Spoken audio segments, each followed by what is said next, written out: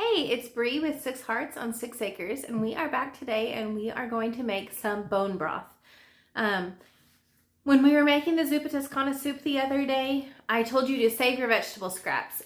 I do that every time that I cook in my kitchen. Whenever I use vegetables, which is pretty much with every meal, you have scraps left over. You have the ends of your carrots, you have the ends of your onions, you have in the skin, you have the skin from your garlic, a small amount of potato peels, bell pepper tops and bottoms, just any of those little leftover bits and pieces that you have after making dinner. Throw those in a bag and throw them into your freezer.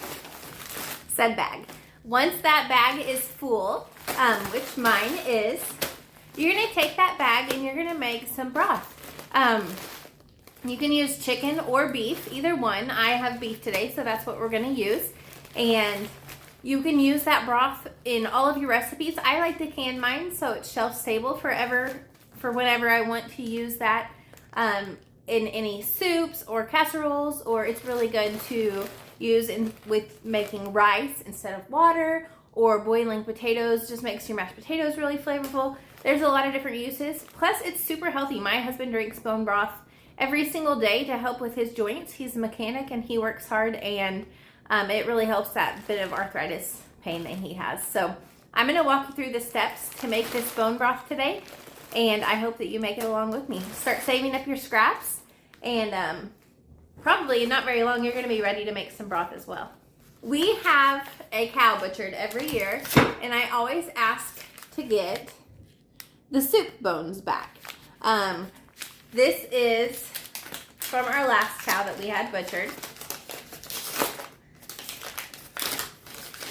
We get several packages of these, and it is just a hunk of you can't even really see, but a very small amount of meat, but mostly bone. And I'm going to open up, I have 3 of these packages that I took out of my freezer yesterday. I'm going to open these up and lay them out on my baking sheet, and I'm going to roast them for about an hour until they get some color to them and start rendering a little bit. And that just makes your broth a lot more flavorful. If you don't have time to do that, that step isn't necessary, but it does make your broth taste better.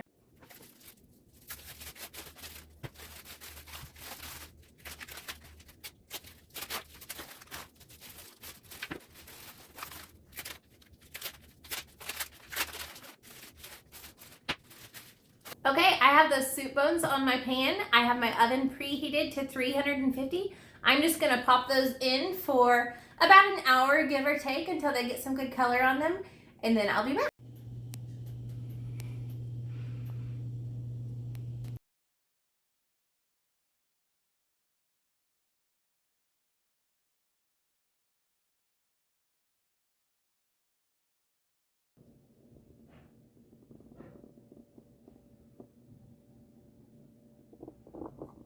The meat is out of the oven. I didn't get to give it a whole hour because I have an eye appointment coming up that I forgot about. Hashtag almost 40.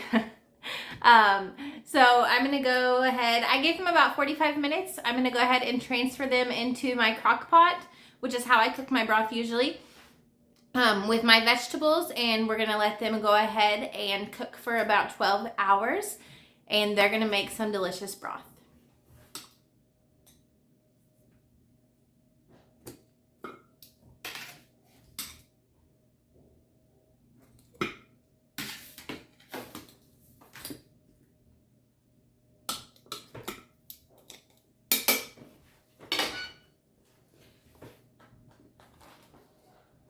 Don't forget to pour that juice in there for all that good flavor.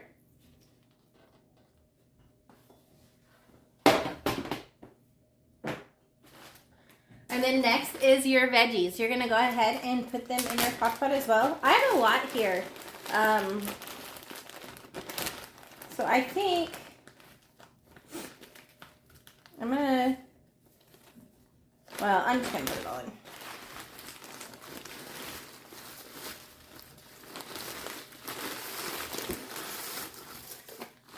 I'm just going to use about half of my gallon bag because I want to make sure that there is plenty of room for the water so that we have lots of broth after this all cooks down. All right, we're going to fill this crock pot up with water And try not to make a huge mess. All the way to the top.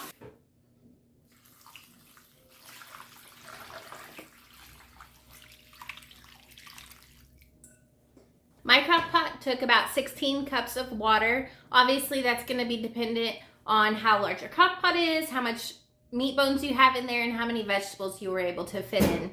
I'm really happy with that amount, and obviously it's going to cook down as it goes for the next 12 hours. So I have the meat in there, I have the vegetable scraps in there, and the next thing I like to put in is garlic.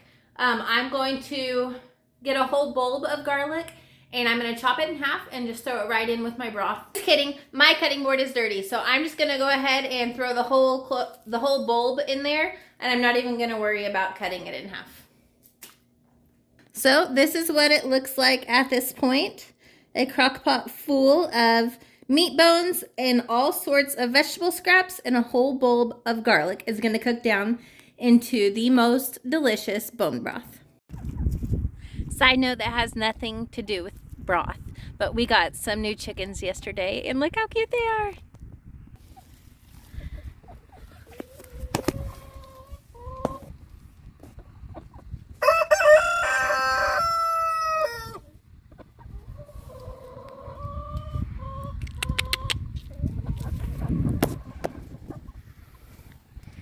Well, it's the next day. I was going to take care of this broth last night, but I got tired and went to bed instead. So it's been about 30 hours now that this broth got to cook, which just makes a better tasting, richer broth. So win for me getting to go to bed early and win for having tastier broth. I'm going to show you what it looks like. I'm getting ready to strain out all of those vegetable scraps and that meat, and then we will strain the liquid and transfer it into quart jars to can.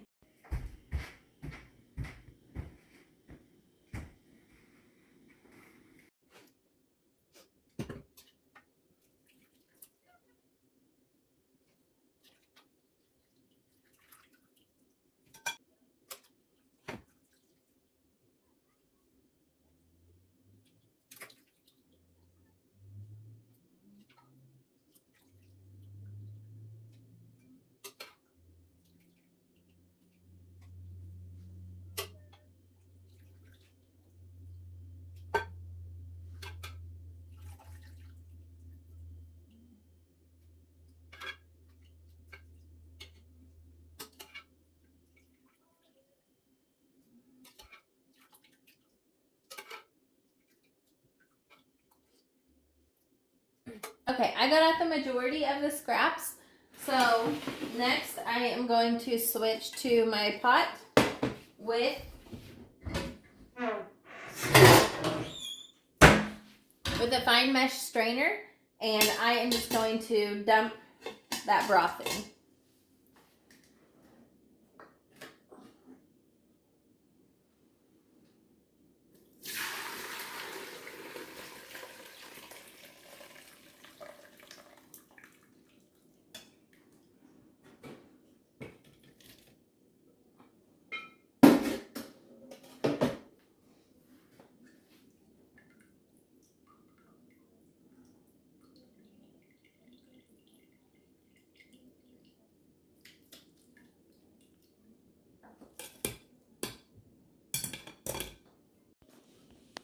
What we're left with at the end is a really rich, delicious beef bone broth.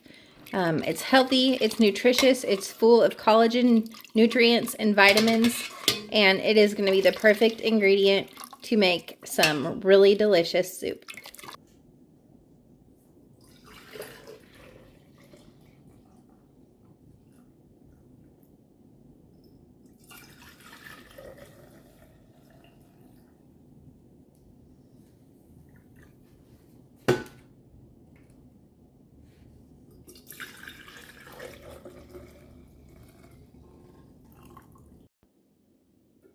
I want you to take this beef bone broth as a challenge for you in your own kitchen. We made this from scraps of vegetables that would have just been put into the trash.